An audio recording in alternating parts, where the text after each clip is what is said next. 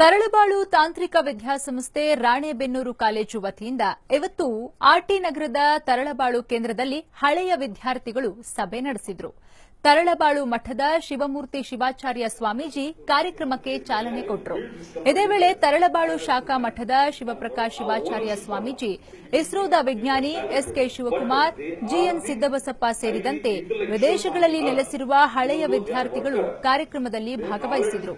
ಕಾರ್ಯಕ್ರಮದಲ್ಲಿ ಮಾತನಾಡಿದ ಪ್ರಾಂಶುಪಾಲ ಶಿವಕುಮಾರ್, ಹಳೆ ವಿದ್ಯಾರ್ಥಿಗಳು ಒಟ್ಟಾಗಿ ಸೇರಿ ಚರ್ಚೆ ಮಾಡೋದ್ರಿಂದ ತಾಂತ್ರಿಕ ಜ್ಞಾನ ವೃದ್ಧಿಯಾಗುತ್ತೆ ಎಂದರು.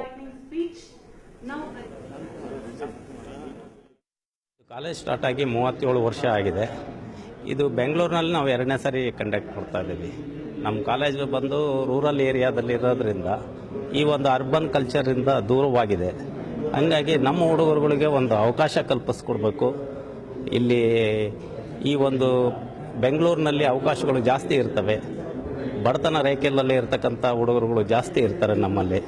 ಅವರಿಗೆ ಇಲ್ಲಿಯ ವಾತಾವರಣಕ್ಕೆ ಹೊಂದ್ಕೊಳ್ಳೋದು ಕಷ್ಟ ಆಗ್ತೈತೆ. ಅದಕ್ಕೆ ಇಲ್ಲೆಲ್ಲ ಬಂದು ಒಂದು ಸ್ವಲ್ಪ ನಾವು